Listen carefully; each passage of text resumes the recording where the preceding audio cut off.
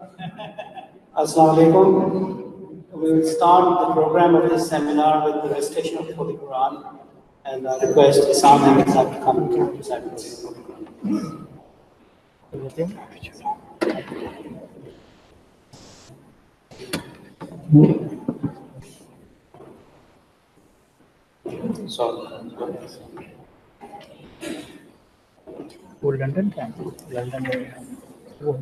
أعوذ بالله من الشيطان الرجيم.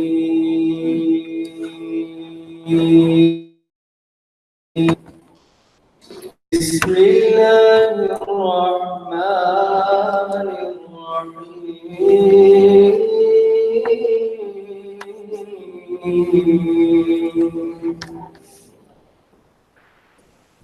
ألف لام ميم.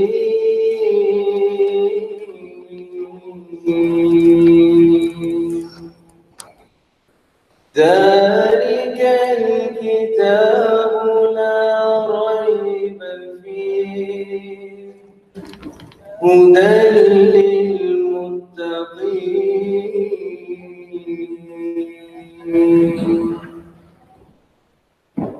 الذين يؤمنون بالغيب ويقيمون الصلاة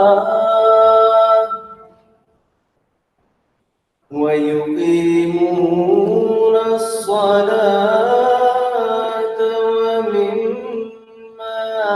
رزقناهم ينفقون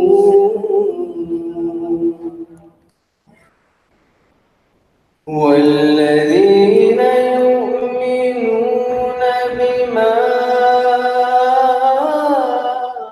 أنزل إليك وما أنزل من قبلك وبالآخرة هم يوقنون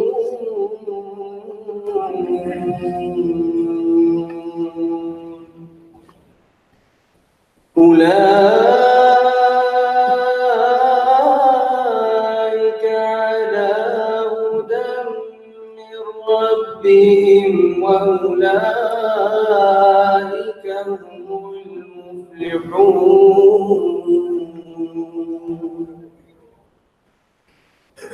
ابھی آپ کے سامنے سورۃ البقرہ کی آیات 2 تا 6 کی تلاوت کی گئی ہے.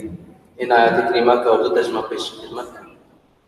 اللہ کے نام کے ساتھ جو بے انتہا رحم کرنے والا، بن مانگے دینے والا اور بار بار رحم کرنے والا ہے. اللہ اعلم، میں اللہ سب سے زیادہ جاننے والا ہوں. یہ وہ کتاب ہے، اس میں کوئی شک نہیں، ہدایت دینے والی ہے متقیوں کو. جو لوگ غیب پر ایمان لاتے ہیں اور نماز قائم کرتے ہیں اور جو کچھ ہم انہیں رزق دیتے ہیں اس میں سے خرچ کرتے ہیں. اور وہ لوگ جو اس پر ایمان لاتے ہیں جو تیرے طرف اتارا گیا اور اس پر بھی جو تجھ سے پہلے اتارا گیا اور وہ آخرت پر یقین رکھتے ہیں. یہی وہ لوگ ہیں جو اپنے رب کی طرف سے ہدایت پر قائم ہیں اور یہی ہیں وہ جو فلاح پانے والے ہیں. The English translation is as follows. In the name of Allah, the gracious, ever merciful. Alif Lam Mim. This is a perfect book. There is no doubt in it. It is a guidance for the righteous. Who believe in the unseen and observe prayer and spend out of what we have provided for them. And who believe in that which has been revealed to thee and that which was revealed before thee, and they have firm faith in what is yet to come. It is they who follow the guidance of their Lord, and it is they who shall prosper. نظم قائم معین امید صاحب. السلام علیکم ورحمۃ اللہ وبرکاتہ. کلام حضرت اقدس مسیح موعود علیہ الصلوۃ والسلام بعنوان اوصاف قرآن مجید. نور فرقان ہے جو سب نوروں سے اجلا نکلا پاک ہو جس سے یہ انوار کا دریا نکلا نور فرقان ہے حق کی توحید کا مرجائے چلا تھا پودا حق کی توحید کا مرجائے چلا تھا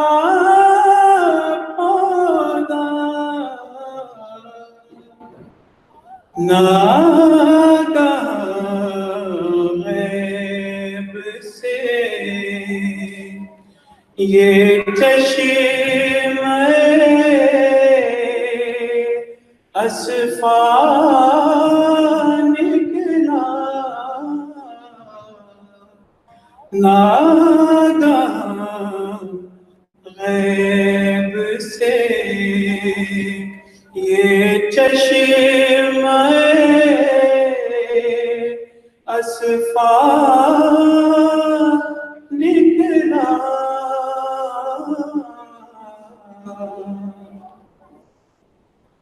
یا الہی تیرا فرقان ہے کہ ایک عالم ہے یا الہی تیرا فرقان ہے کہ ایک عالم ہے جو ضروری تھا وہ سب اس میں مہیا نکلا نور فرقان ہے کس سے حسن نور کی ممکن ہو جہاں میں تشبیہ کس سے حسن نور کی ممکن ہو جہاں میں تشبیہ وہ تو ہر بات میں ہر وصف میں یکتا نکلا وہ تو ہر بات میں ہر وصف میں یکتا نکلا نور فرقان ہے جو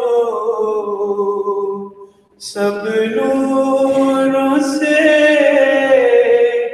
اجلا نکلا پاک ہو جس سے یہ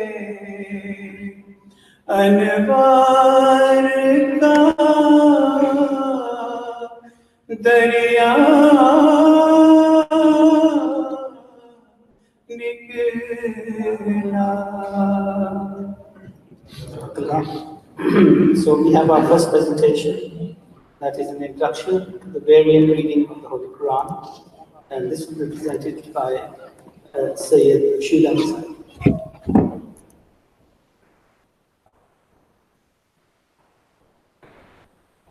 Assalamu alaikum wa rahmatullah.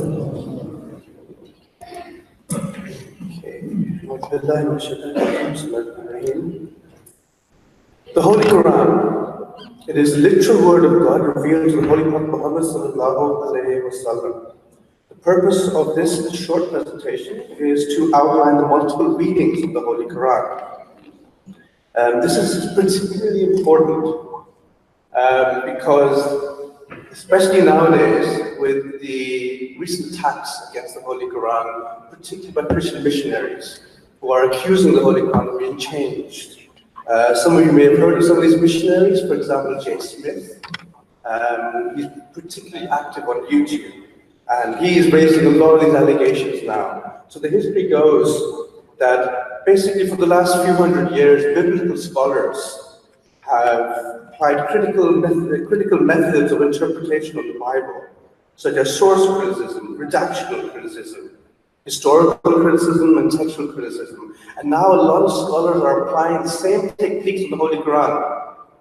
And thus far they have found nothing to challenge the Muslim view that the Quran is unchanged. However, a lot of Christian missionaries have attempted attacks via the variant readings avenue. However, this is nothing new, as will be shown. So here you go. That's what I'm going to be going through right now.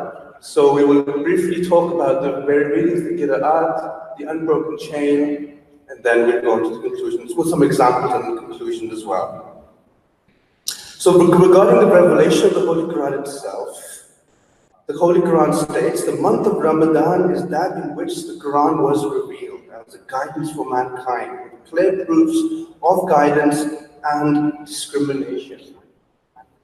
The Holy Quran itself was revealed over a period of 23 years, as a lot of you know, to the Holy Prophet Muhammad sallallahu alaihi wasallam, from the age of 40 to his passing away at 63. So, regarding the ahruf, sorry, very easy. Yeah. Okay. Now, however, from the moment of its revelation, the Quranic text was allowed to be revealed, or rather be recited in several different styles of recitation. The singular harf, or the plural ahruf. And there are several hadiths which talk about this. Narrated by Abdullah ibn Abbas, Allah's apostle said, Gabriel recited the Quran to me in one harf. Then I requested him to recite it in another harf, and continued to ask him to recite it in other ways until it was revealed, and he recited it in 7 different ahruf. Again, there is a tradition in Sahih Bukhari reported by Hazrat Umar ibn Khattab. He narrates, once I heard Hisham ibn Hakim reciting Surah Al-Furqan during the life of Allah's Messenger. Now listen to his recitation and notice that he recited in different ways which Allah's apostle did not teach me. I was about to jump over him during prayer time and to grab him, yet I controlled my temper. But when he had completed his prayer, I put his upper garment around his neck and seized him by it and said, who taught you this surah which I have just heard you recite? He replied, Allah's Messenger has taught me. I said, you lie, for Allah's apostle has taught me this same surah, but in a different way. And then I dragged him to the Allah's Messenger, and I said, oh Allah's apostle, this man recites Surah Al-Furqan in a different way to what you have recited to me. Allah's apostle said to Umar, release him. And then he turned to Hisham and goes, oh Hisham, recite. And Hisham recited the Quran. And the Holy Prophet says, that is correct. It was revealed in this way. And the Prophet turned to Hazrat Umar and says, recite, O Umar. And Hazrat Umar recited the Quran, the same surah, but in a slightly different way. And the Prophet said, that is also correct. It was also revealed in this way. And he said, the Quran has been revealed to be recited in 7 ahruf. So recite of them whichever way is easier for you.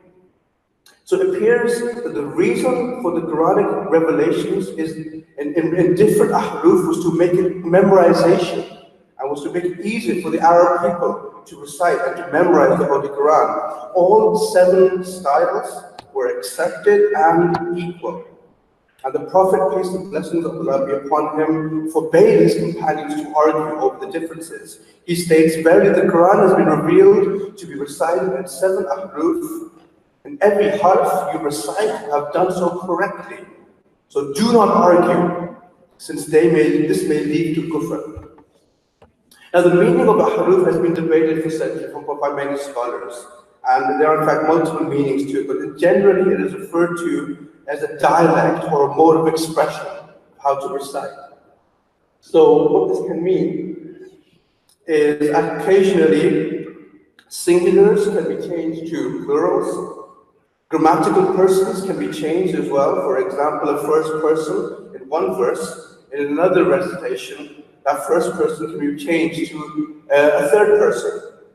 And occasionally, synonyms are also used. But it should be stressed that none of these differences are contradictions. They are all complementary.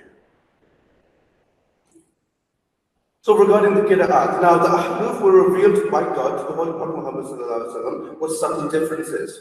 Now if you take all of these ahruf and you mix them all up and you teach different people who then go on to teach other people, who then go on to teach more people, then what you come across as what these are referred to as the qira'at now. So the qira'at begin with the companions of the Holy Prophet ﷺ. They basically were taught by the Prophet himself.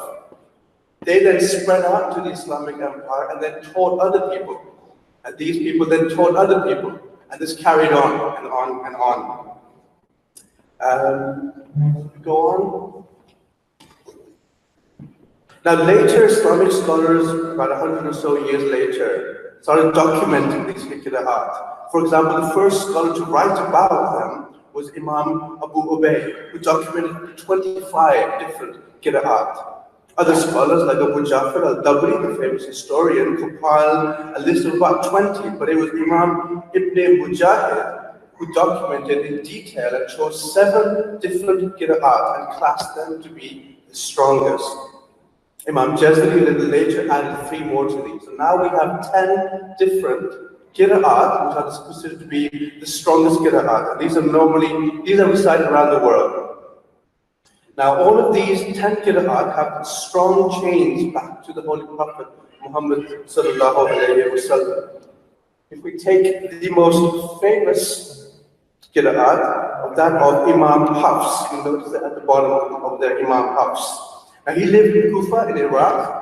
Now he learned his entire recitation. And he himself was a famous Quran teacher around the world at that time. Now he learned his qira'at, his recitation from his stepfather, Asim. Who was Asim? Asim himself taught the Holy Quran for 40 years. And he learned it from multiple people. One of whom he learned it from was one of the Imams, Imam Abu Abdurrahman al-Sulami, who was a special Quran teacher sent by Hazrat Uthman from Medina to Kufa to teach the Holy Quran. Now al-Sulami himself learned the Holy Quran from Hazrat Uthman and from Ubay bin Ka'b, and also he recited the entire Quran to Hazrat Ali. And obviously these 3 companions learned it from the Holy Prophet himself. Another chain of Asim, he also learned it from Zayd bin Hubaysh, who learned it from Abdullah ibn Masud, the same companion which was supposed to be talking about these days, the famous Quran reciter. So this is one of the strongest ones we have.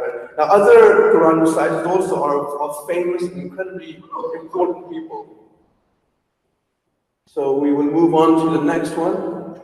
There you go. So these are some of the other recitations. So you have in the top, you have Imam Nafi, who was in Medina. Now he learned his Quran from Abu Ja'far al-Qaqqa. He was also, both of these were the Imams of the Medina Mosque. So incredibly important, incredibly major people. Imam Abu Jafar himself learned it from a companion, Abdullah ibn Abbas, carried on as well. So all of these people are very, very famous. That is to be stressed here as well. So for example, in Makkah, Imam Ibn Kathir, he was the Imam of Makkah. He himself was Persian. And he learned it from another major companion, Abdullah ibn Sa'ib, who was sent by Hazrat Uthman to Makkah to teach the Holy Quran itself as well. Imam Abu Amir al-Basri, a very well-known Arab linguist. He had more teachers than anybody else. While in Makkah, he traveled to Makkah and he recited the Quran to Ibn Mujahid, Imam Mujahid, who was one of the teachers of Ibn Kathir. He then traveled to Medina and recited the Holy Quran to Abu Jafar, who was a teacher of Nafi. Then he went back to Basra and recited to Al-Husayn al-Basri, the famous theologian. So a lot of these teachers would travel around and recite and learn from each other as well. But then they became solid in their own ways as well. Now similar outstanding accounts can be spoken about for all 10 Imams. However, we should make a special note for Imam Hafs, for it is his recitation whom we follow. Now 90% of the Muslim world follow the recitation of Imam Hafs. So this one in Kufa. So the fact that all translations around the world follow the recitation of Imam Hafs, and also this is the recitation which is followed by the Promised Messiah, backed by the Promised Messiah himself and the Khulafa. It is this recitation which is recited in Makkah and Medina daily, and will continue to do so as well. The other recitations are still valid, they still are around, but they are predominantly used in commentaries, in tafsir, to expand the meanings of the words and to gain a better understanding. So now we'll go through some examples. There you go, there's some examples here. So we'll go through some of the examples of some of the different recitations. So you have here, the very first one is the Surah Al-Fatiha. And this is a very common one.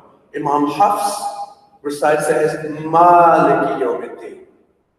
While Imam Warsh, who was the student of Imam Nafi in Medina, recites it as Maliki Yawmiddin. The difference is in the dagger alif. Imam Hafs's translation is often that God is the master of the Day of Judgment, while if you recite in the Warsh translation, is he's the king of the Day of Judgment. These are complementary. The wording is slightly different. Master obviously encompasses a bit more than this king, but yet they are both to be accepted. Another example in Surah Fatiha as well, which is one of the pronunciation, is you'll have one Imam say, Sirat al-Ladina an'amta alayhim, while another Imam will say, Zirat al-Ladina an'amta alayhum. This is simply pronunciation. They both have the same meaning. Next example, in Surah Baqarah, Hafs translation, it says, and remember the time when we made the house a resort for mankind, and we placed a place of security. We said, take ye the station of Abraham as a place of prayer.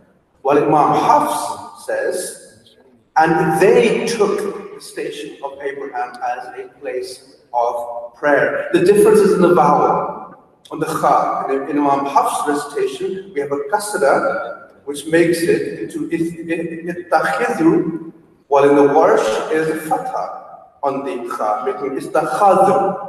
Both are correct and both are complementary. Next example. Do you say that Abraham and Ishmael and Isaac and Jacob and his children were Jews or Christians? While Warsh says, do they say that Abraham and Ishmael and Isaac and Jacob were Jews or Christians?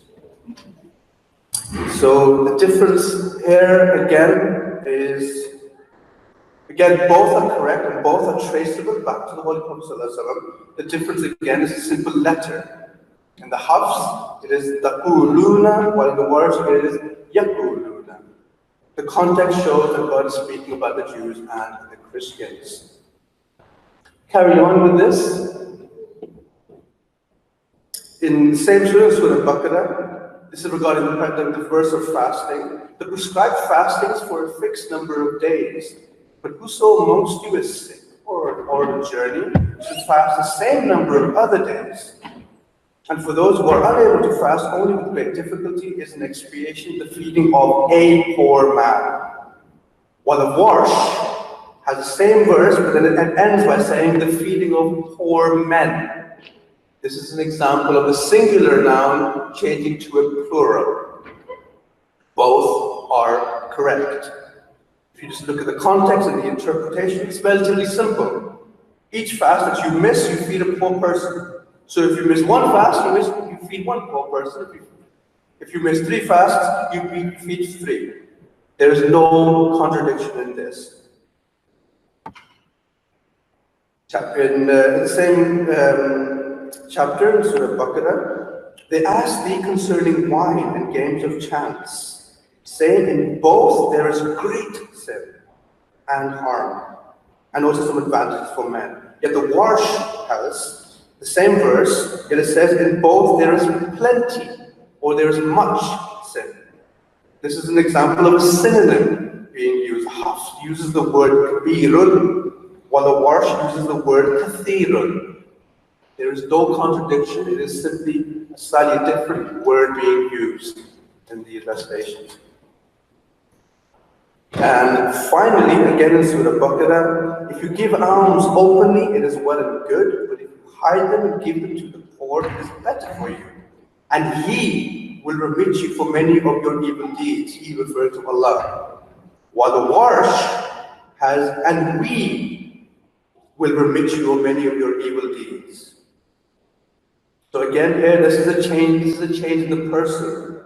While the Hafs recites it in the third person singular, referring to Allah, your kafir in the Warsh, this is now changed to a first person plural, the kafir. So the Warsh is basically referring to is using the royal we.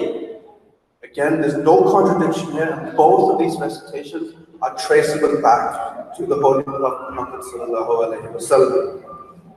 Now, some of you in the audience may be aware of the history of the Holy Quran and may be familiar with the tradition about the Hazrat Uthman standardizing the Quran.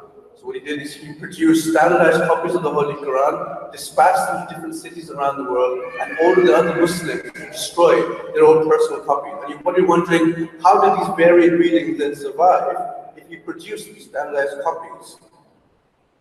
The answer is that the copies that he produced did not contain any of the dots on the letters, the nuqta, as you could say. Nor did the copies of the Quran contain any of the harakat, the zabr, the pesh, and the zeh.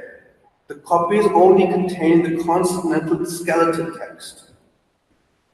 So the lines have been turned, if I can repeat my speech now. So what this means is that this is the brilliance of Hazrat Uthman, that he was able to produce a whole of copies of the Quran, manuscripts, in which somebody was able to recite it in any of the varying meanings that you had chosen. And you can see this when you look at the early Quranic manuscripts. For example, the one found in the Sana 1 manuscript, or the Tupkapi manuscript as well in Istanbul. These don't have any of the nuqta or the harakat on them. So to conclude, if one was to just see the above examples without knowing the history, it may come to a bit of a shock. To non-Muslims, it may appear that they are different Qurans. And this is exactly what a number of Christian missionaries are now saying. They highlight these examples and they say that the Muslim world is not united, that there are different Qurans out there, and that earlier Muslim Imams disagreed with each other. This cannot be further from the truth. For none of the Imams contradicted each other, they did not disagree with each other. My sticker works. I'll move on anyway. In fact, some of the Imams, as I mentioned, went and traveled around the Muslim empire and learned different recitations themselves. And they did this for their own benefit, to expand the meaning. And this is exactly what has been done by our own leaders. So if you take the example of Hazrat Muslim alayhi salam, in Tafsir Kabir, he notes too, there's many examples where he uses varied readings in his interpretation of the Holy Quran. In Surah Nisa, verse 160, says, and there is not one amongst the people of the book who will believe in it before his death. Now, who is talking about regarding his death? A lot of people refer to it, this is referred to as Isa's death.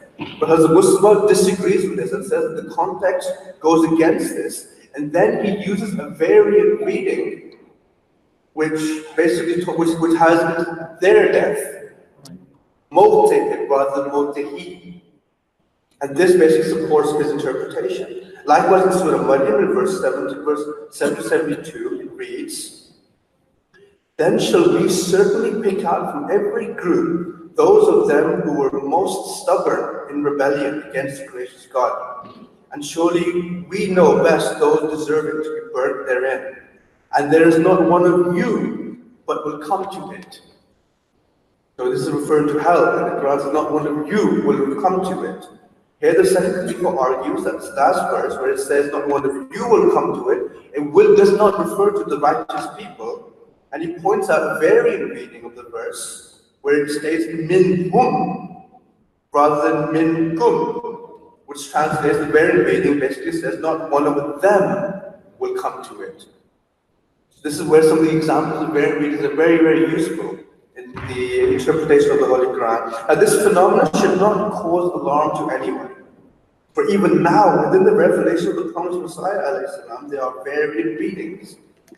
In that God bestowed upon him revelation in two different ways, or many ways. According to Tazkirah, God spoke to the promised Messiah and said, a warner has come, but the world did not accept him.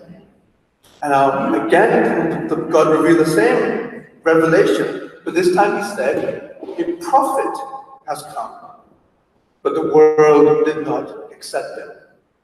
So God can and does reveal himself in multiple ways to his prophets. And this is the case with the Holy Quran. This is not a problem for us, rather it aids us in understanding the Quranic text and enhances the meaning.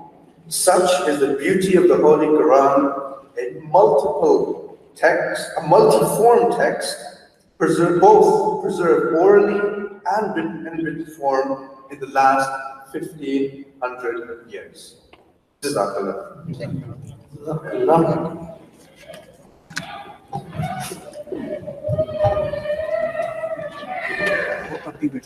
أشهد أن لا إله إلا الله وحده لا شريك له وأشهد أن محمدا عبده ورسوله أما بعد فأعوذ بالله من الشيطان الرجيم بسم الله الرحمن الرحيم. Respected outside and all the participants of this Ijtima, Assalamu alaikum wa rahmatullahi wa barakatuh. I'm very pleased that our Talimul-Quran and the Qazi department is holding the second National Qur'an seminar. Alhamdulillah, I've looked at the program this afternoon, and it is a very interesting program that they have set. And I'm sure that all the participants will gain a lot of knowledge from this program, inshallah. It is such an interesting program that I would like to stay to the end, but unfortunately my other work demands that I have to leave shortly. But I wanted to firstly thank Hafiz Saab and his team. I have been working with Hafiz Fazli Rabi Sahib when I was Salat Asr, and his dedication, the teaching of the Holy Quran, is second to none, I think, in the UK Jamaat. And his continuous programs that he continues to organize for the Jamaat on this basis is indeed worthy of our prayers. Because I think this is one aspect that you will get the greatest reward from Allah the Almighty if you teach other people the Holy Quran. And for this, I am very, very grateful to Hafiz Saab and his team. I know he's continuously, day after day after day, is dedicated to his work. And our prayers are with him that may Allah continue to bless the work he's doing, and that may Allah enable the Jamaat to take benefit of the various programs that he organizes, and also the classes that he organizes, And I know at Hafizul class, there's so many parents who were sending by the grace of Allah their children to these classes. And some of those now, by the grace of Allah, are also becoming rabbis of Silsila in the Ijman. So a lot of praise go to Hafizan and his team. May Allah bless them. My apologies that I have to depart shortly. And I thank everyone here who's come to attend this. I'm pleased that this class is well attended. And may Allah bless all of you for coming here this afternoon and enjoying this very important seminar. Jazakallah. I won't end with silent prayer because I think the program still needs to go on. So I will take your leave now. Assalamu alaikum wa rahmatullahi wa barakatuh. Okay, Nasirat, could you please come for recitation?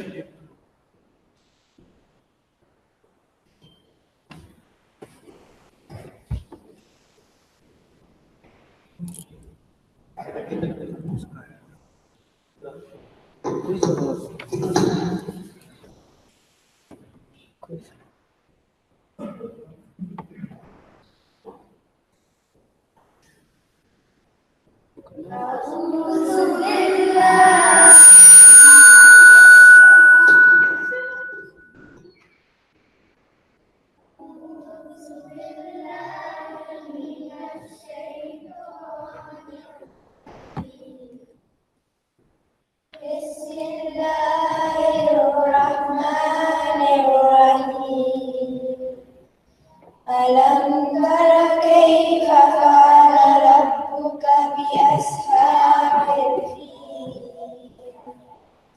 ألم يجعل كيدهم في تدليل وأرسل عليهم طيرا أبابيل ترميهم بحجارة من سجيل فجعلهم كعصف مأكول.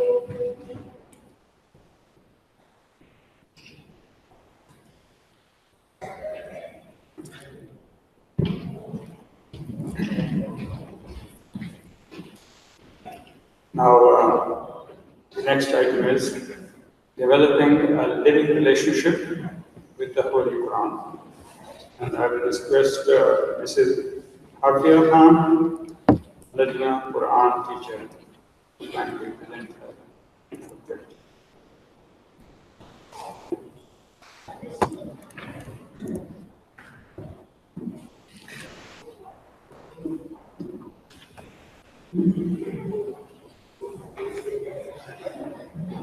أعوذ بالله من الشيطان الرجيم بسم الله الرحمن الرحيم. Respected guests, Assalamu alaikum wa rahmatullahi wa barakatuh, and welcome to this year's National Qur'an. The Quran seeks to make its reader an ardent lover of Allah the Almighty. These are the beautiful words of the promised Messiah Islam, as found in a poem from Zurasimeen. So if we know that the aim of the Holy Quran is to aid us in our love of Allah, how can we develop a relationship with the Quran that will ultimately lead to a complete love of Allah? This moves us to the topic of our presentation today.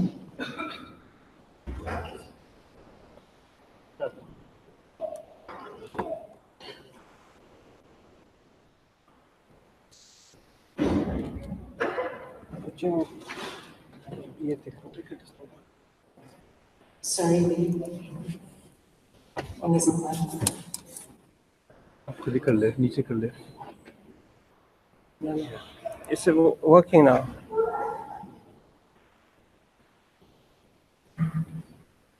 देख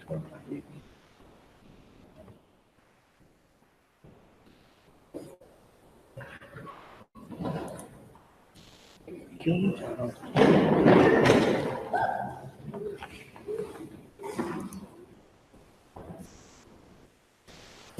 ये हो तो रहा है इस working इधर हो रहा है ये देखिए वापस में कहाँ पे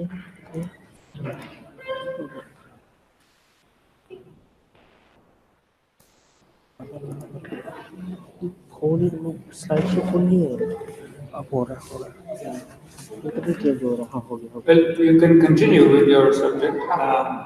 So how to develop and maintain a lifelong relationship with the Holy Quran.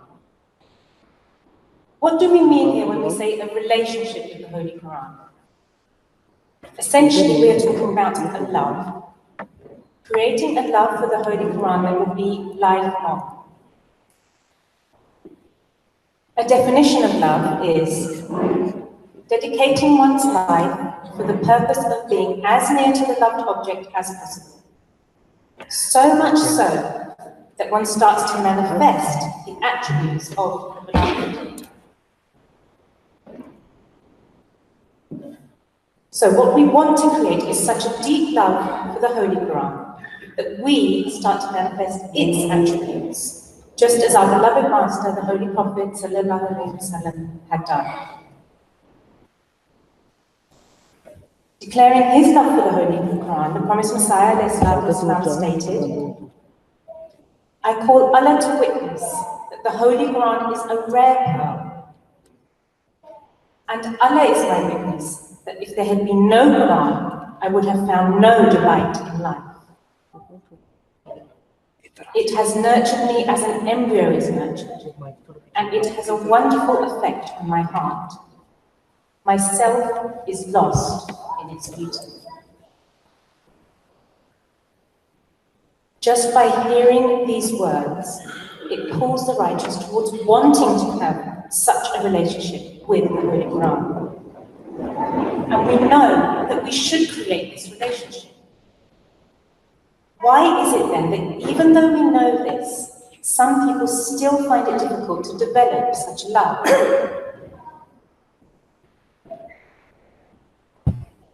There are many reasons for this. It could be time, laziness, faith, that the Holy Quran is the most perfect book, and there is no doubt in any of it. Once this faith is in place, what is our next step? We have to pray for our success in this noble task. And this beautiful prayer of the Holy Prophet ﷺ can lead us on this route. O Allah, I ask you for your love, and the love of whoever loves you, and the love of deeds that will bring me closer to your love. Even our beloved promised Messiah ﷺ sought Allah's help and guidance for his relationship with the Holy Quran. And Allah says in the Holy Quran, and when thou recite the Quran, seek refuge with Allah from Satan, the rejected. A'udhu billahi minash shaitanir rajim. We have always recite Dawood before every recitation session. It is important to ask for Allah's protection so that, firstly, we don't miss any important teaching of the Quran due to any fault of our own. Secondly, we don't fail to understand correctly any teaching of the Holy Quran. And thirdly, having understood the teachings, that Allah provides us with the strength to act upon and never forget or ignore these teachings. Prophet ﷺ has said that when beginning the study of the Holy Quran, help and blessings should be sought from the Rahmaniyat, grace, and Rahimiyat, mercy of God Almighty.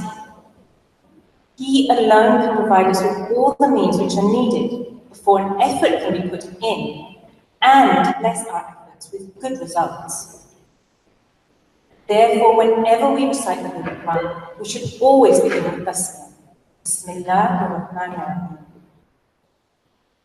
Both Dawood and Tasmiyah will help us in our quest for a relationship with the Holy Quran.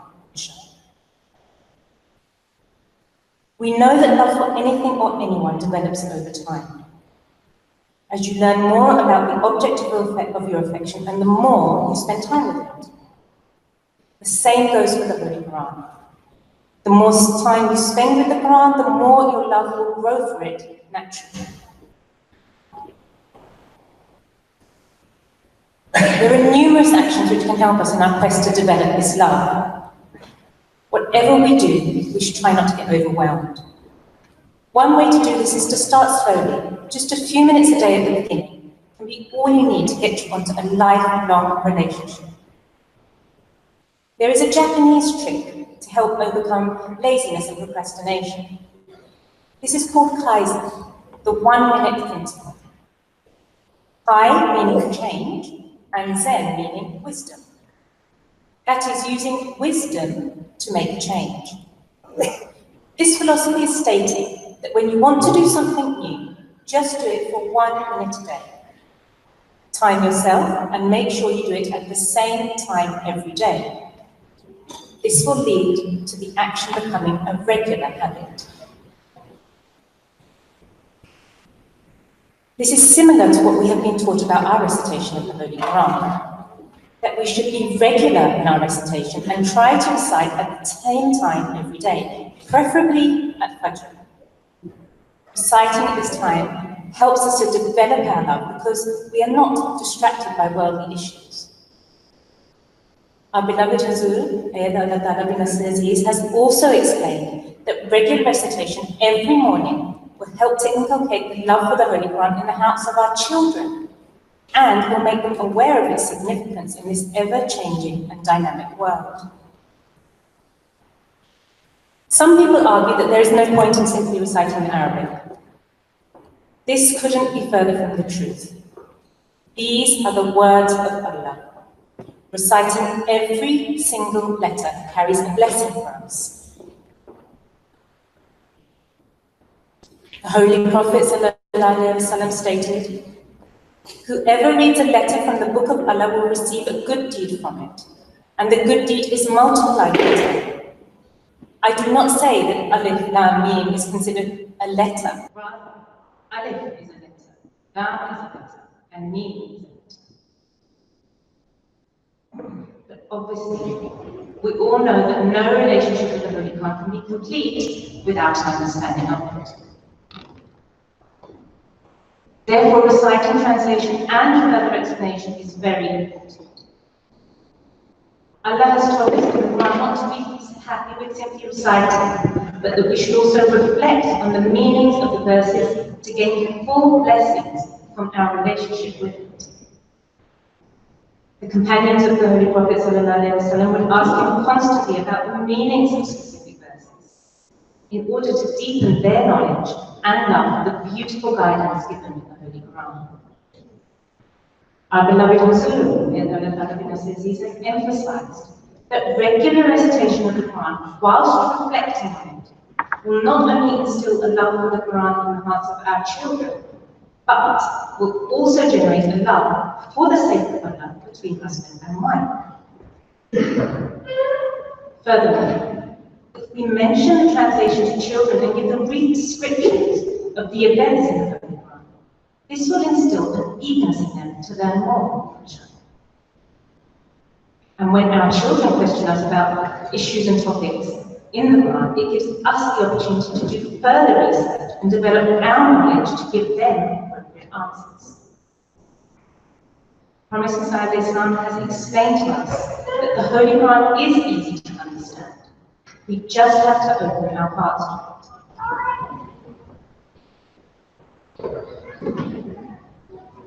We should always try to recite the Quran as beautifully as we can.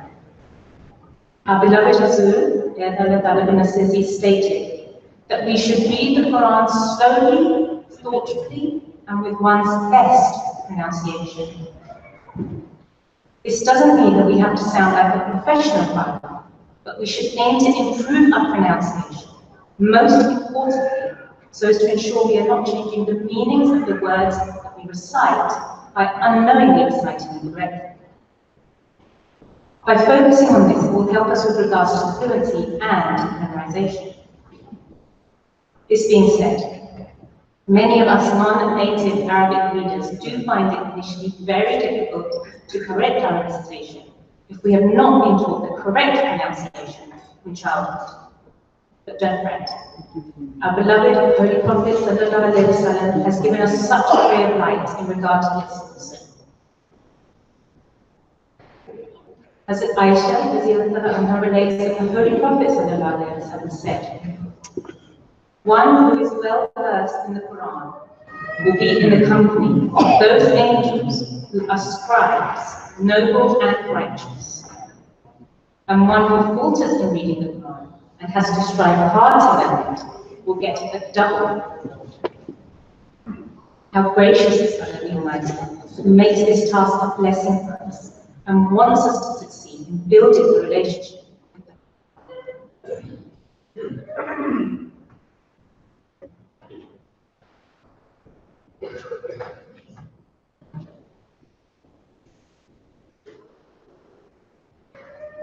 In the time of early Islam, as we know, many were illiterate. They could not read the Holy Quran, so it was only through listening that their hearts returned towards it. You may have heard the account of Hazrat Abu Bakr, who would recite the Quran in his courtyard, and the women and the children of the Quraysh would be so drawn to the words of his recitation that the men would be worried that they would accept Islam on account of this. This proves that listening to the Quran has a profound effect on the listener. Often people notice that when the recitation of the Quran is played to young children or even babies, they are much more relaxed and at peace. By playing the recitation during the day whilst conducting our daily activities, it can give us the opportunity to reflect on the meanings of the verses. And there are so many ways now for us to listen. Easily on our phones, on CDs, on YouTube. Even today, many who are not Muslim and do not even understand any Arabic hear the beautiful words of the Holy Quran and are moved and drawn towards it. Listening to the recitation will enforce our love for the Holy Quran as we begin to feel a sense of peace and tranquility when hearing it.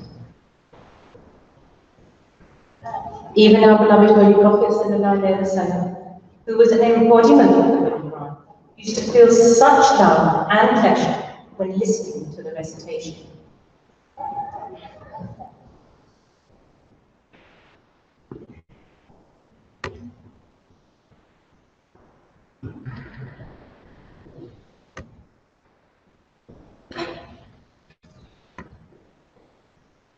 Visually seeing Quranic verses also has a positive effect on us and reminds us of the beauty of the Holy Quran. Recently, a beautiful exhibition was opened at the Sackler Gallery in Washington, D.C. in the US, presenting 68 of the most exquisite Quran ever produced, dating from the 7th century all the way to the early 17th century, from different parts of the world. The aim was to shift the perception of the visitors that come to view this beautiful book, especially in the rise of Islamophobia in the US. And it was aiming to show how the Quran produced beauty, scientific inquiry, and inspired literary endeavors. This exhibition demonstrated not only the beauty, but also the love that those who produced these amazing manuscripts had for the Holy Quran. They would spend years and years not only developing the art of calligraphy, but then using that art to express their love for Allah by displaying its beautiful words. Thus, writing the words of Allah in a beautiful way can help to increase love for those words, hence love for the Holy Quran.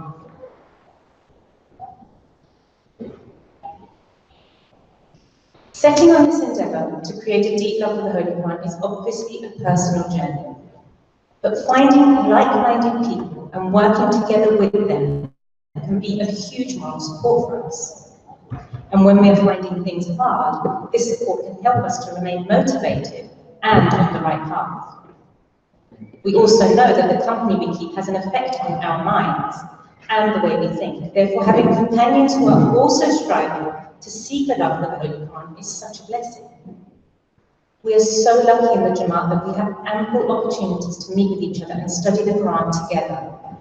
Just being here now, we are so fortunate to be partaking of these blessings.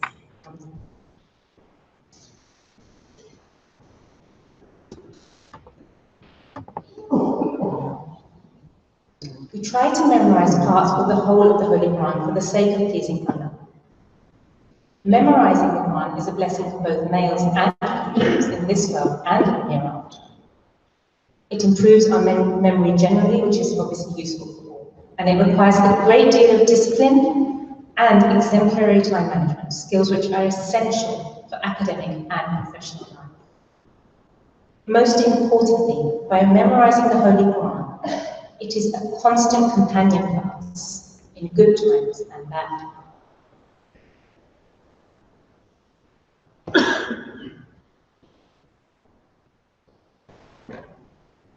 The famous Roman philosopher Seneca stated that while we teach, we learn. And the famous Greek philosopher Aristotle stated that teaching is the highest form of understanding. Therefore, the way to truly understand something is to teach it to others. Our beloved Holy Prophet ﷺ has stated, the best among you are those who learn the Quran and teach it. And our beloved Huzur has stated, the Holy Quran should be learnt and recited. Those who know its meaning should teach it to others. Not only will this affirm our own understanding and love for the Quran, but by teaching with love and compassion, it will put love into the hearts of those whom we teach.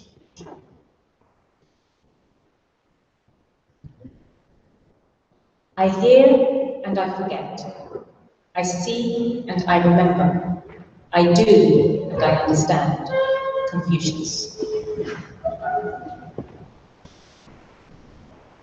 Lessons that we learn from childhood that we actually remember are those that have been practical and we have applied in our life.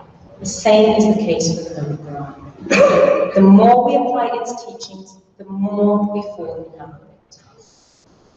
Our beloved Huzur has instructed that by making an effort to adopt every virtue of the Holy Quran, a pure society can be created, and it will make our homes like a paradise. We try and strive to act on the teachings given in the Holy Quran. Our love for it will flow naturally and strengthen automatically. The result of this would be true salvation and show its light in this very life.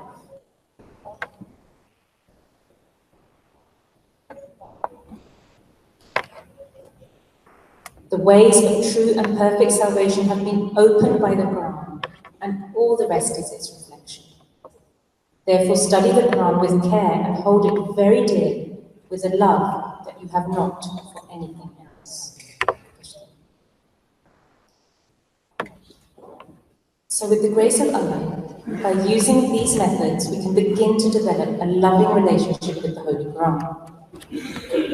We must, however, try not to become stagnant in our efforts, and sometimes we do a new push to maintain this relationship.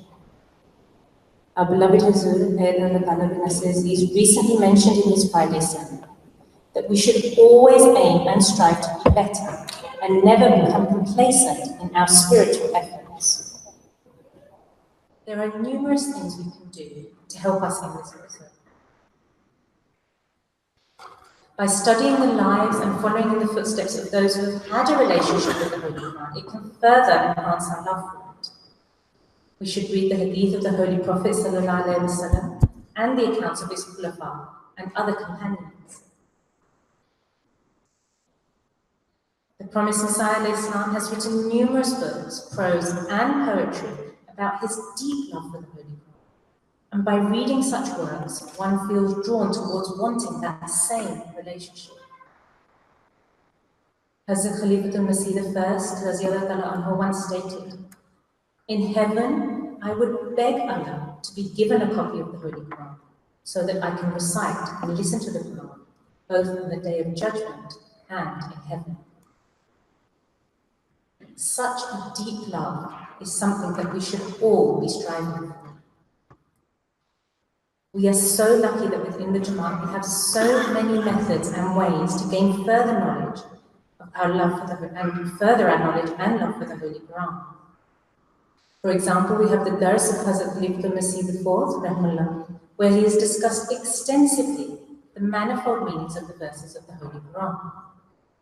In our Friday sermons, our beloved Huzur always highlights aspects of the Holy Quran, and our literature is endless in this regard. The list goes on. We simply have to make the effort, and this relationship will be maintained, inshallah. One thing to mention here is that as we continue on this journey, we should try to keep our younger generation involved also.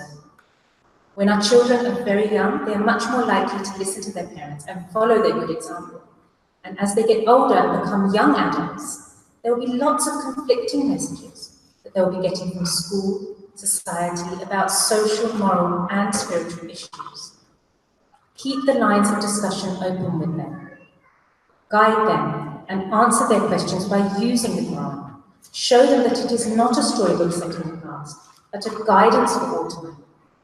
This will not only help them resolve their queries, but will help them to develop their own love for the Quran, inshallah.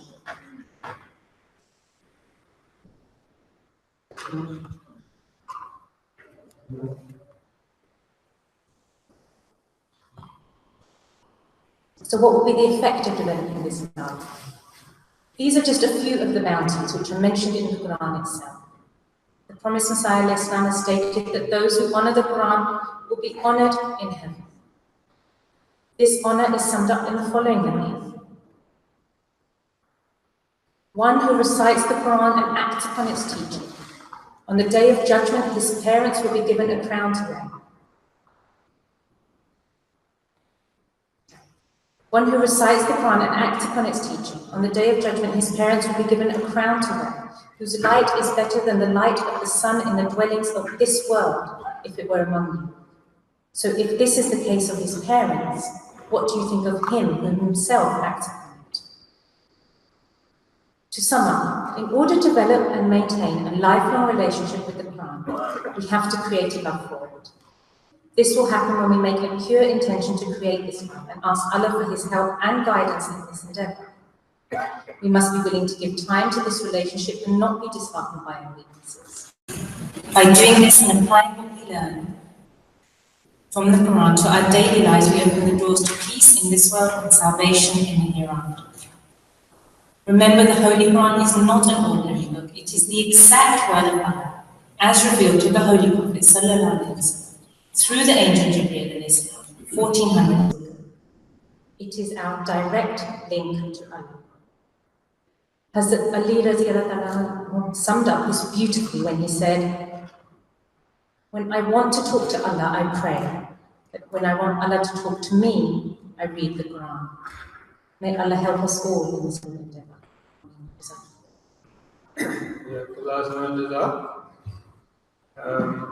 Next, in this Quran seminar, we will learn synonymy in the Holy Quran. And I request Professor Rabi Sahab to kindly come and speak to us.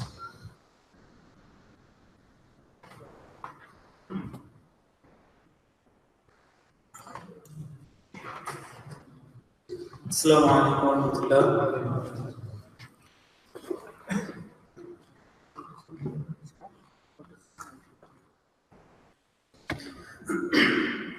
أشهد أن لا إله إلا الله وحده لا شريك له وأشهد أن محمدا عبده ورسوله أما بعد فأعوذ بالله من الشيطان الرجيم بسم الله الرحمن الرحيم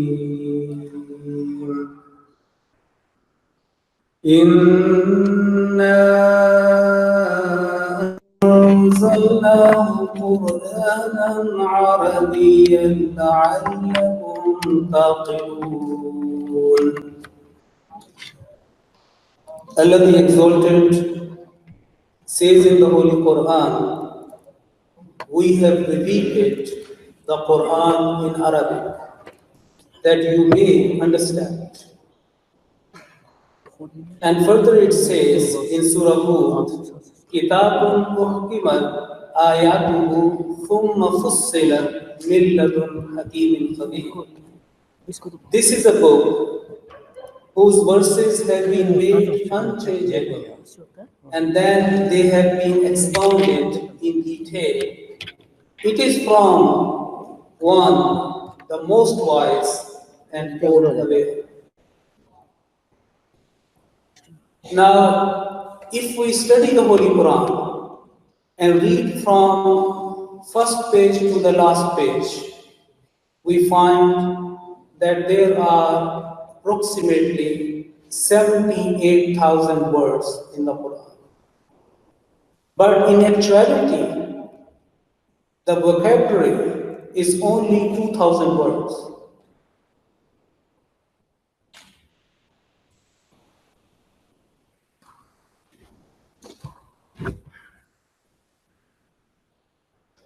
And these 2,000 words have been repeated in such a way in different places that they have become 78,000 words. In other words, you can say that the actual vocabulary is about 2,000 words, and 76,000 words, a major portion of the Holy Quran, have been repeated. And Allah the Almighty says, Tanzeelun min Hakimin Hamid, that it is a revelation from the wise, the praiseworthy.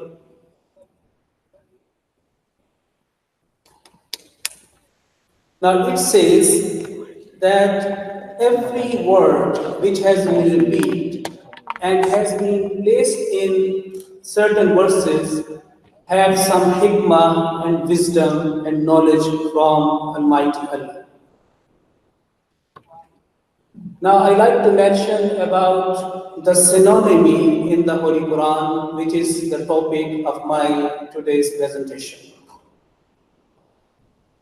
A synonym is a word or phrase that means exactly or nearly the same as another word or phrase in the same language. Synonymy is the state of word being a synonym. For example, the words begin, start, commence, and initiate are all synonyms of one another in English, but the words are typically synonymous in one particular sense. For example, long and extended in the context long time or extended time are synonymous, but long cannot be used in the phrase extended family like long family. Some lexicographers claim that no synonyms have exactly the same meaning in all contexts or social levels of language because etymology, meaning the root letters, orthography, phonic qualities, usage, and so on make them unique. Knowing about the mutaradifat in the Quran. In the Holy Quran, every synonym has been used with a definite purpose and to express distinct meaning and reflects the wide extent of Arabic vocabulary. In the Holy Quran, a common theme is repeated using various words that hold apparently similar meanings, but all such words demand a deep and reflective approach, keeping in mind the context of its usage and its repetition in other verses of the Holy Quran. Now, there are hundreds of examples in the text where such words have been used either in the same verse or in a passage. Allah says, الَّذِينَ يَخْشَوْنَ رَبَّهُمْ وَيَخَافُونَ سُوءَ الْحِسَابِ. Look at the verse. It means, and fear their Lord and dread the evil reckoning. और वो अपने रब से डरते हैं और बुरे हिसाब से खौफ करते हैं. The common theme is fear. But why Allah the Almighty has used two different words? There is ultimate wisdom behind that.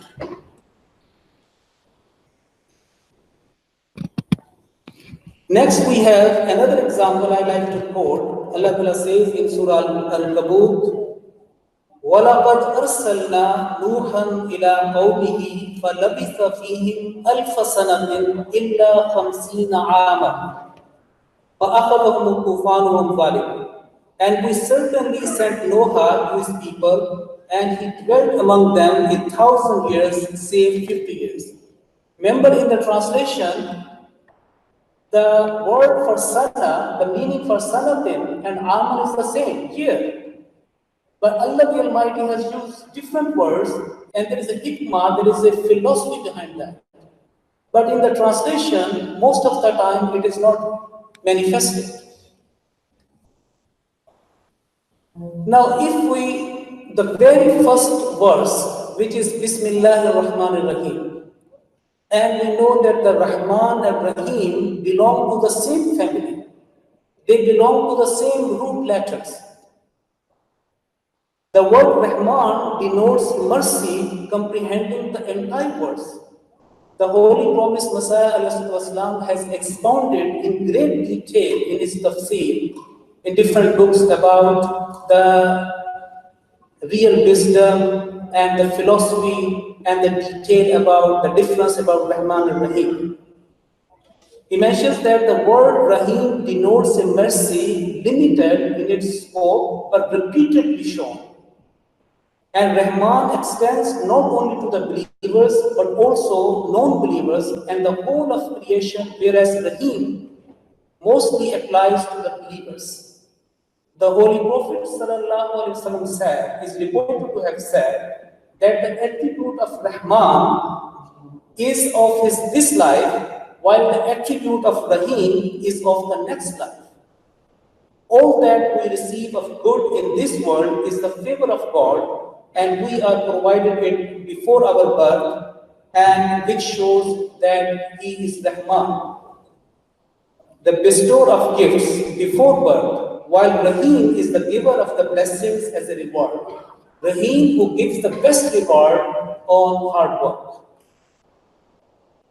Now, if you just open the Holy Quran, the second chapter, actually in every chapter, every passage, you will find some similarity. Some words have a similar.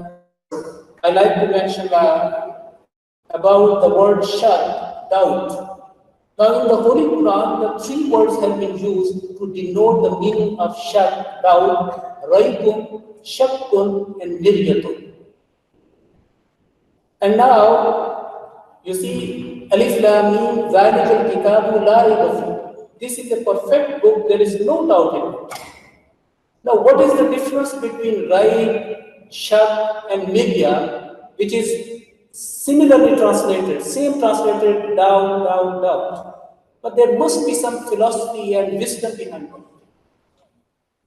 So, Raib is that doubt which has some anxiety, which has some restlessness.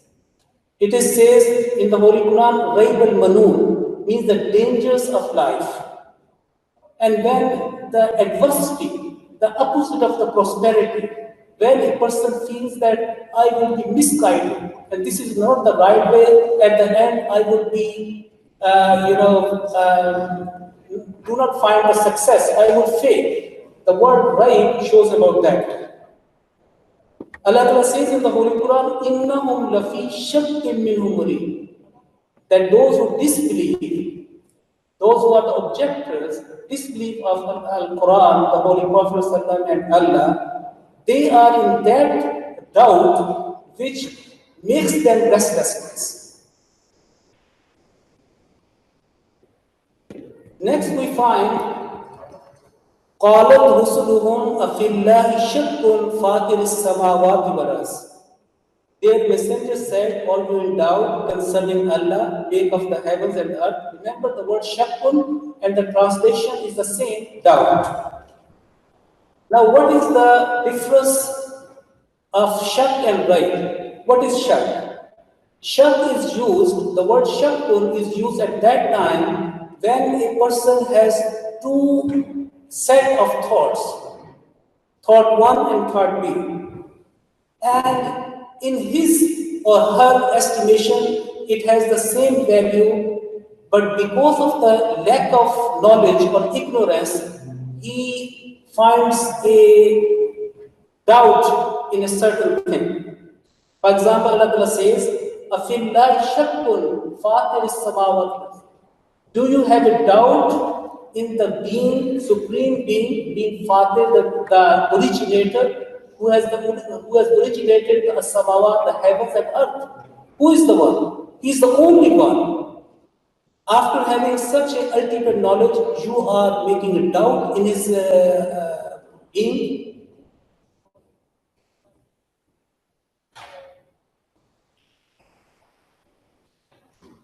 Next, Allah says, look, the word miryatin, I'm cutting short. وَلَقَدْ آتَيْنَا مُوسَى الْكِتَابَ فَلَا تَكُنْ فِي مِرْيَةٍ مِّن لِقَائِهِ وَجَعَلْنَاهُ هُدًى لِبَنِي إِسْرَائِيلَ. The same translation is made, miryatin, doubt. So what is miryatin? Miryatin is that doubt when a person feels that this is the reality and testifies the truth, but with the doubtful elements, he feels that it is not going to happen. And sometimes on the reality, they argue. In the Holy Quran, Allah Ta'ala says in Surah Al-Najm, فَبِأَيِّ آلَاءِ رَبِّكَ تَتَمَارَى. So when people produce doubts or install or instill doubts in the minds of people or misguide, okay, this is not the right way, these are the different misconceptions, then this word miryatin is used. Allah Ta'ala says, فَلَا تَكُنْ فِي مِرْيَةٍ مِّن لِقَائِهِ, यानी अल्लाह की मुलाकात के बारे में शक में न रहे. It is the ultimate truth that one day we are going to meet our Lord, but there is a certain school of thought who say there is no God. And people under their influence or who are making their company and their arguments, and they have not firm faith and their knowledge is weak and their own faith is compromised, they say they feel something, okay, then there is some way to that one. So that is the miryatin has been used wherever in the Holy Quran. Next, I like to mention about the siratun, tariqun, sabilun, sababun, fajjun, najdun, imamun. You see, the same words have been used for the way or path. Because the time is short, I would say the sirat is that way which is used in a physical sense and also in a metaphorical sense. Ihdina sirat al-mustaqim is in a physical sense. And the word also used, وَلَا تَقُودُوا بِكُلِّ سِرَاطٍ تُوعِدُونَ وَتُسُدُّونَ. So, sirat, here are the dangers of right and left. And it's a shortest way, it is a also easy way, but there are dangers on the sirat al-lazina an'amta alayhim, but the dangers are there, al-maghdub ad-dalin have been mentioned after that one. So sirat also means a easy way as well. And again the word tariqan has been used. The word tariq is for every kind of way, and it is also used for in the physical sense and also in a metaphorical sense. For example, Allah says, فَضْرِبْ لَهُمْ تَرِيقًا فِي الْبَحْرِ يَبَسًا. Now this one is in the physical sense, is just a way, and also إِلَّا طَرِيقَ جَهَنَّمَ is in a metaphorical sense. And look again, Allah Ta'ala used the same word, the word, same words, two different words. Bikulli siratin, again the path, and sabilillah, sabil is also the path. And in the translation, the same path have been used. But sirat is also called a wide and big road as well. And sabil is that one which is a common road and where the people are able to travel with easiness and in plenty and comfortably. That is why the word Ibn Sabil is used in the Quran as a traveler, the son of the way, Ibn Sabil. Now remember that if we just change, okay, the word tariq is the same, sabil is the same in the meaning, but it is not the same. Now the word Ibn Sabil, which is used for the traveling in the Holy Quran, if I say, okay, the tariq is also a path, a way, could I use Ibn Tariq? The meaning totally changed because Ibn mean is a traveler and Ibn Tariq means thief. Or the second very strong meaning, the one who is a product of illicit relationship. Next, again, these are all different words. Fajjil is a way in between the two mountains. Okay, and Fajj means a wide way, and on the right and left, or you see the surrounded by the mountains. That is called in Fajj, and this is with regards to the Hajj has been mentioned. And Hadainahu Najdain. And Najdain is a that way. Remember the two highways, which are elevated way, that is called Najd. A person going upwards to the mountain or coming from mountain to the earth, the word used Najd. That is why the Nasirat has in Urdu, Murtafe Rasta means elevated, exalted way. It could be as well, this time you see that in many places of the world, there are big mountains here, right and left, A and B, and there is a bridge. It is all called Najd, because the Najd means where the person can see what is, down and is on the top, like that. And when a person goes to, for example, goes to Garehira or like a Mount So, when you go up, you can see what is down. And I think this would continue. And now the last time, but I'd like to finish with this one, with Sababa and Imam. So, Sababa is that way where a person takes the meaning, means to travel, something provision that I will need this much money, I need this money, or that the provision of cloth or well arrangements. When a person goes to travel with some arrangements which are needed or required to continue his journey, that is the word sababa is used, and this is for Surah Al-Kahf and Surah and also, next I like to mention, وَإِنَّهُمَا لَبِإِمَامٍ مُبِينٍ. The word imam, also imam of the one who is the leader, a leader in the prayers or in the community, but also means the highway or the main way. The highway is also, imam is used. It's a wide road and big road and small roads, like you can say the motorway. So that imam, means that those two towns were kind of the manifest way, the broad way. So you can see that the word Sirat Mustaqim, the path which has been used for this one, all have different meaning in that. So inshallah ta'ala, it's very, very interesting. I'd like to conclude after just a couple of 5 or 7 minutes after namaz. Straight away comes, then I will take, give some explanation about the jihad, what is the difference between sanatun and abun and hawlain, and also the color. For example, the lawn and sifra. The word used for the color, the same, translation is the same, but there is a difference between lawn and sifra. Now I like to period of peace and relief, but most of the time it was that. And it happens in the time of Egyptian king as well. There were, sab'a sinin, very hard work. Then the arm will come, then there will be very prosperity, peace will be there, abundance of fruit and provision will be there. And we find in the whole Islamic world, in Arab world, when the new year comes, they don't say kullu sanatin wa antum bi khair. They use the word kullu amin wa antum bi khair. This is a dua, this is a prayer. That when you mention about the peace and prosperity and the good, the dua, then the word am is used. Next, the word is hijaj.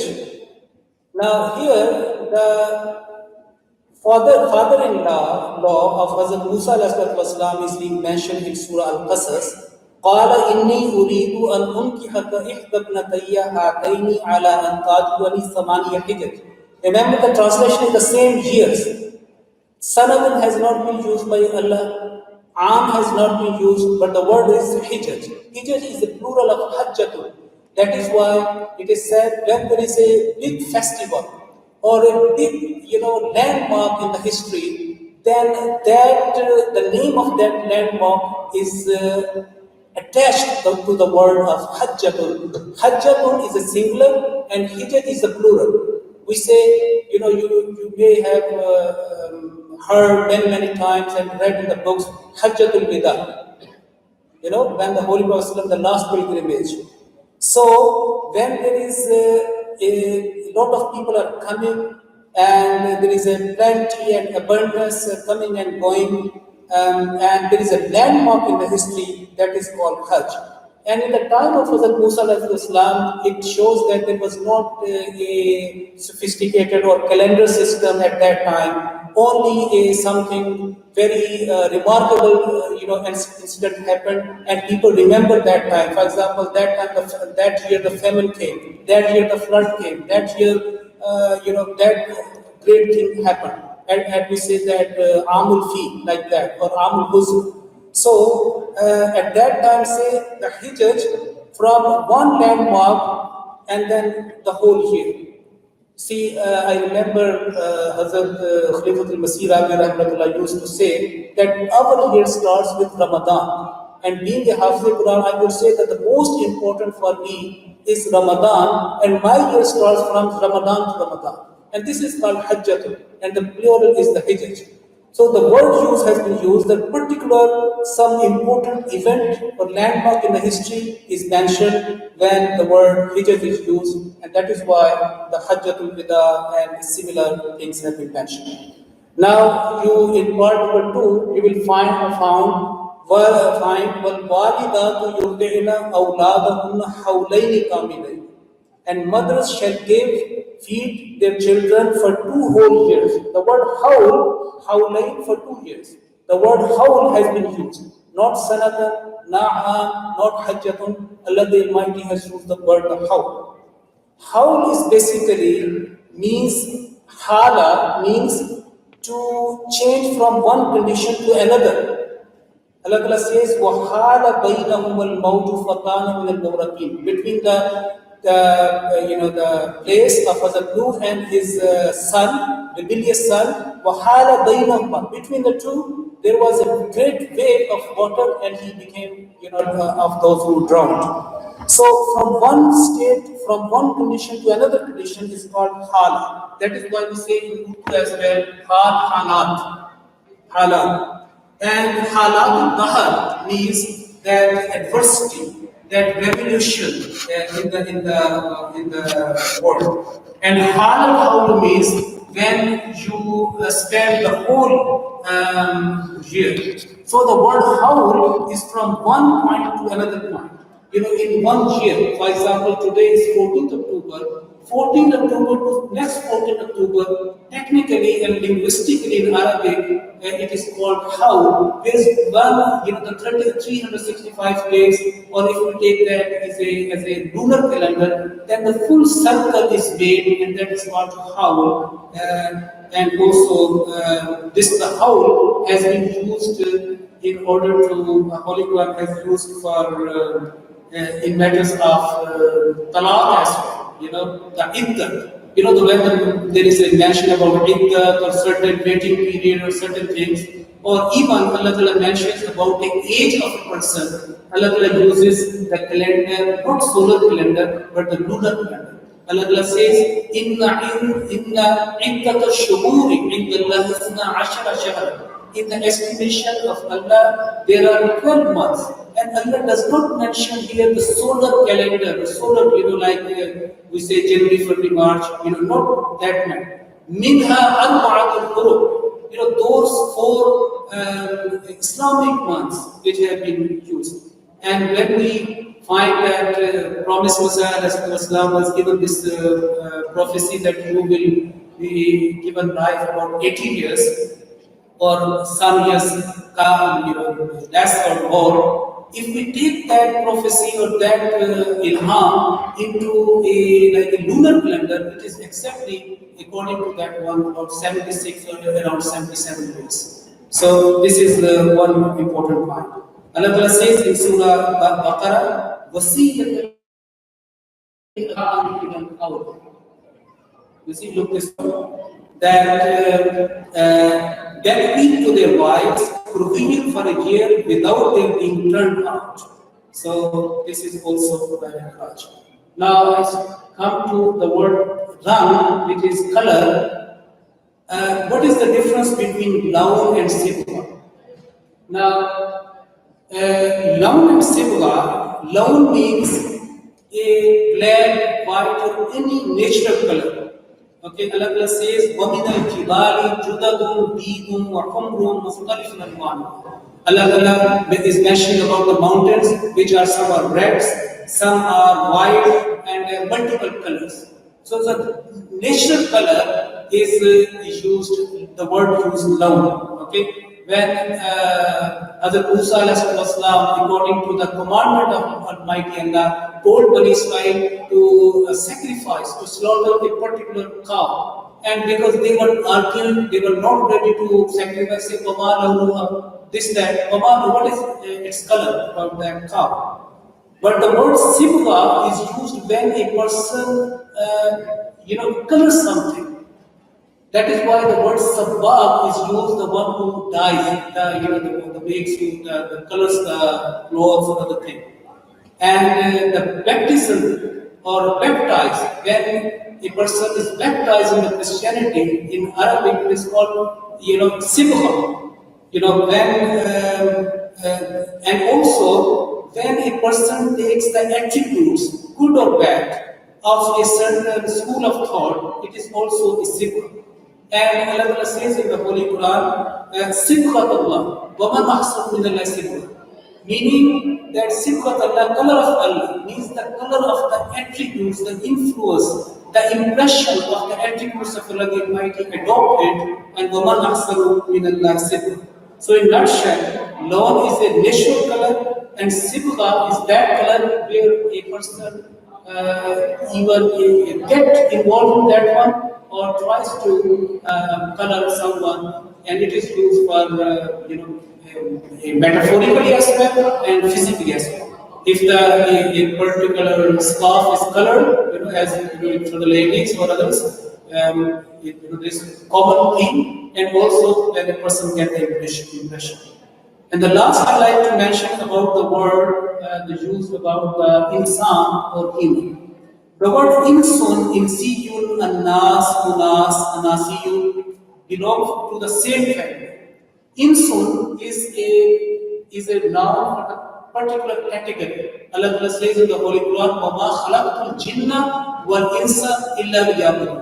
So the ins is that human being, is that being which you can feel, which you can see, which you can see with your own eyes, you can see that this is the being. And opposite al-jinn, وَمَا خَلَقْتُ الْإِنسَ وَالْجِنَّ,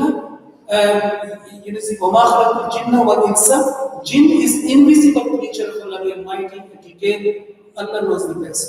And also the word ins, when you feel by your eyes.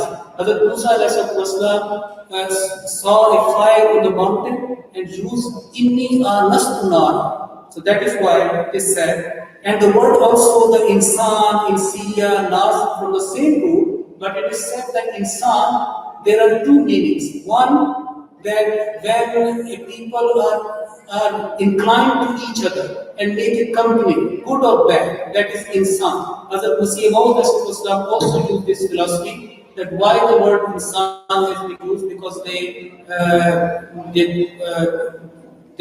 mix each other and they get being influenced each other. And also it is said that the root word is also to forget, the root word. So any insan has a property and faculty to forget. فَنَسِيَ وَلَمْ نَجِدْ لَهُ عَزْمًا has come for Hazrat Adam ﷺ. And the next word, the nas, which is a common, but whenever Allah says Ya Ayyuhan Nas, it's the present day people, all people, future. Now, what is the difference of unas? Unas is a small group of the people, a tribal people. If there are so many tribes, then the word unas is used. Allah says that قَدْ عَلِمَ كُلُّ أُنَاسٍ مَشْرَبَهُمْ. As Bani Israel, there were 12 tribes, the word unas has been used, that kulla unasin means all 12 tribes knew about their place of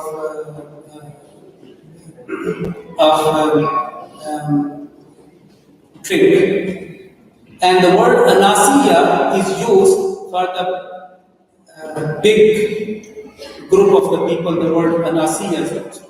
The last word I want to mention about the bashar. You may have heard many times the bashar. The bashar is used for that being which is manifested by its skin. Why we have been used the word bashar? Because all the the creatures, our skin is the most delicate, and we can express the feeling and impression of grief and happiness much more as compared to other animals, other creatures of the Taba. So that is why it is called bashar. And when it is used for in comparison bashar to malak, for example, Hazrat Muhammad was asked to go to heaven and bring a book, and he said, "Hal kuntu illa bashar rasul." Qul hal kuntu illa, that I am just a bashar, a human being and a messenger, meaning I have certain limitations. I am not a malak, I have certain limitations. So this word is used for that. So I would say that this subject is very, very interesting. I leave you with this beautiful hadith Qudsi. يقول الرب عز وجل من شغله القرآن بذكري عن مسألتي أعطيته أفضل ما أوتي السائلين وفضل كلام الله على سائر الكلام وفضل الله على خلقه. That the one who engages himself or herself in the Quran, in the study of the Quran. There are so many evidence of the Quran. Dhikri, and my remembrance. And remember the word Al-Quran also called Al-Dhikr. And Mas'alati, that he is not able to pray more, to worship more, or offer nawafil. I give him best as compared to other who ask me to do this. What is the reason behind that? فَضْلُ كَلَامِ اللَّهِ عَلَى سَائِرِ الْكَلَامِ. The superiority and the excellences of the word of Allah upon all other words of the other words is like the superiority and the excellence and the mastery as Allah has upon His creation. So I would say that choose one or two branches of Quranic knowledge for life. Okay, there are so many avenues where, according to your interest, according to your profession, such choose one or two topics or Quranic knowledge and excel in that one. Be the expert and specialist. Like if you are interested in recitation of the Holy Quran, Tajweed is a huge subject. Tarjuma, the split word, the running translation, idiomatic translation, then exegesis, tafsir, linguistic studies, physical sciences, prophecies, historical accounts, comparative study with world scriptures, and much more. So there are so many branches of knowledge. Take one or two and try to go deep and Allah Ta'ala jahadu feena lanahdiyannahum walladhina jahadu feena lanahdiyannahum subulana. Allah Ta'ala will ease your ways. I give you one example that promised Messiah Rasulullah mentioned, and he disclosed upon certain verses about the revelation from the right God Almighty as well, that Arabic is the mother of languages, Ummul Al-Sina. one person who was not a Sahabi even, Tabi, his profession was, he was a lawyer, advocate. But he, man shagalahu al-Qur'an, was zikri and mas'alati.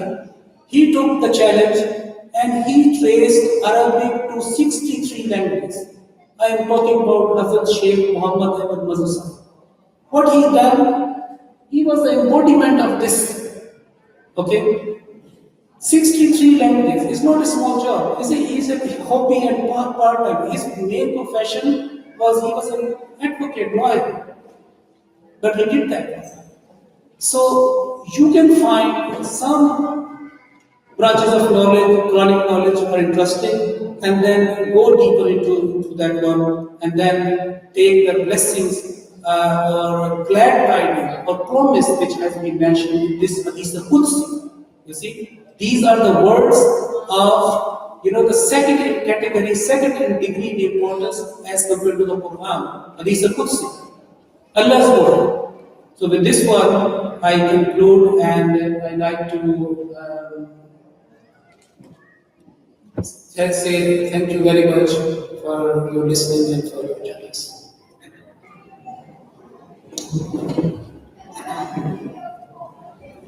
أشهد أن لا إله إلا الله وحده لا شريك له وأشهد أن محمدا عبده ورسوله أما بعد أعوذ بالله من الشيطان الرجيم بسم الله الرحمن الرحيم. We must all thank our Talimul-Quran department, and all his team that they arranged this seminar second time. And the idea is that we should have a kind of incitement to learn, because they have heard the Holy Prophet ﷺ said, the best amongst you is he who learns and then teaches Quran. And then there is a revelation from the Salat Asr, people who fill Quran, that all the goodness is in Quran. So these two sayings are sufficient for us to learn and teach Quran. So I hope, inshallah, that we have learned here, and we will, inshallah, carry on teaching to ourselves first and then to others. First thing, the basic thing is to learn Quran and read translation. Even if you don't know the translation as such, like we know English or Urdu or whatever, you read from the translation in the Quran so that we can understand what God Almighty says. And thank you very much, Jazakallah. At the end, we all say, pray to God that may He enable us to do so. Please join me in prayer.